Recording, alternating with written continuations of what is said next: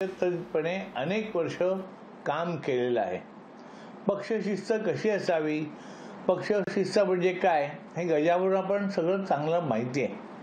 अशा वेळेला 1.5 वर्षापूर्वी आम्ही जे काही सत्तेत आलो त्यानंतर गजाभाऊंनी काल जे काही प्रकारची वक्तव्य केली ही एक शिवसैनिक म्हणून मला चीड आणणारी वाटली, मला चीड आली. आणि दुसरं असं शिवसैनिकांच्या मनात संभ्रम निर्माण करणारी ही वक्तव्य आहेत, शिवसैनिकांचं मनोधैर्य खच्ची करणारी वक्तव्य आहेत अशी माझी भावना झाली आणि म्हणूनच त्याचा उद्रेक या पत्रातून झालेला आहे.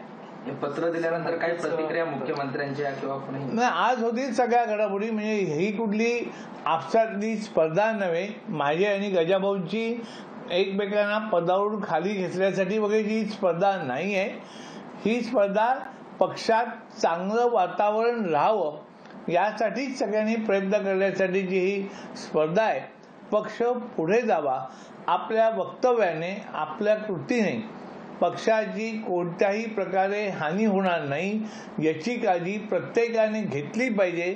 आणि त्याच एका भावनेने हे पत्र मी माननीय मुख्यमंत्री आणि पक्षाचे मुख्य नेते एकनाथराव शिंदेसाहेब यांना लिहिलेला आहे. नक्की निवडणुकीच्या वेळेस एकेरी उल्लेख केला होता, नक्की कोणी एकेरी उल्लेख केला या पत्रामध्ये?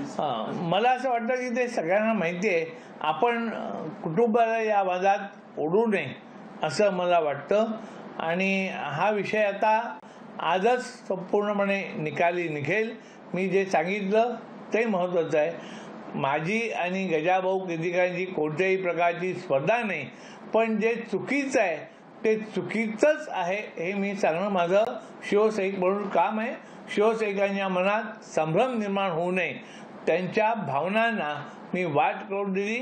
मी जनतेचा लाऊडस्पीकर आहे, त्याच भावनेने मी हे पत्र माननीय मुख्यमंत्र्यांना लिहिलेलं आहे. अमोल कीर्तिकर आणि गजानन यांचे भाऊ यांचे संबंध अजूनही देखील आहे. एकीकडे ते ठाकरे गटाकडनं काम करतात, दुसरीकडे शिंदे गट, त्यामुळे शिवसेनेला तोटा देखील होऊ शकतो.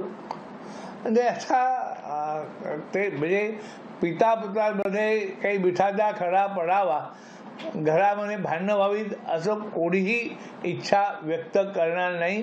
सुसंस्कृत राजकारणी अशा प्रकारची इच्छा व्यक्त करणार नाही. परंतु आपण म्हणजे शेवटी मुलाला पण काहीतरी व्यक्ती स्वातंत्र्य असेल ना, तो पण वयाने मोठा आहे, तो कार्यकर्ता आहे, ठीक आहे. वडिलांच्या भावना असतात, त्या भावनाबरोबर गजाभाऊ बोलले असतील, पण हे सगळं पक्षाच्या मुळावर येऊ नये एवढीच माझी इच्छा आहे. आणि पदाधिकाऱ्यांनी कोणी या संदर्भात तुम्हाला काही बोलले का, की पक्ष पदाधिकाऱ्यांच्या काय नेमक्या रिॲक्शन? नाही, सगळ्यांच्या मनातल्या भावना मी बोललो. त्यामुळे मला रात्री जवळपास 1:30 वाजेपर्यंत अनेक पक्ष पदाधिकाऱ्यांचे फोन आले आणि त्यांनी माझा अभिनंदन केलं. सर, उल्लेख केला एकूणच कीर्तिकरांचा मातोश्रीवर लोटांगण घालण्याची घाई झालेली दिसते असं पत्रात उल्लेख केला आणि रामदास कदम यांचा देखील तुम्ही उल्लेख केलेला आहे. नाही, याचं कारण असं की रामदास कदम यांचे पुत्र श्री सिद्धेश हे अतिशय तडफदार शिवसैनिक आहेत, तरुण आहेत आणि बदल हा सृष्टीचा नियम आहे. सिद्धेशला पुढे त्याची खूप मोठी संधी होती, पण त्या वादामध्ये ती संधी पण गेली. आता त्या गोष्टी उकळून काढण्यामध्ये मला कोणत्याही प्रकारचं स्वारस्य नाही.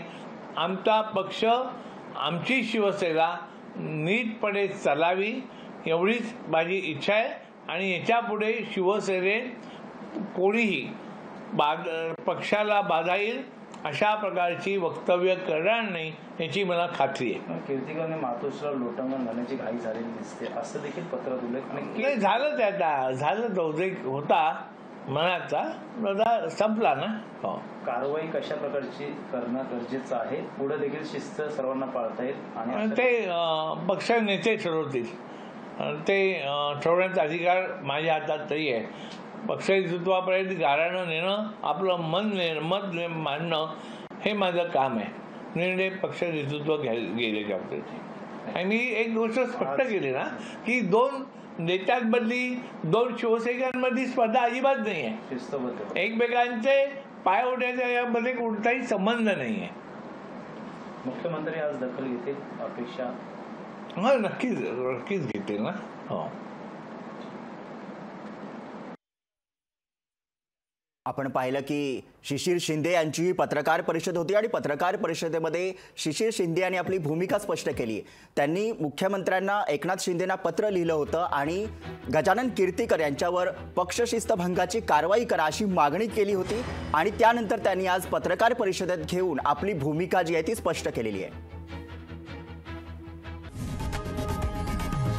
लोकशाही मराठी ऐका, पहा, जागरूक रहा.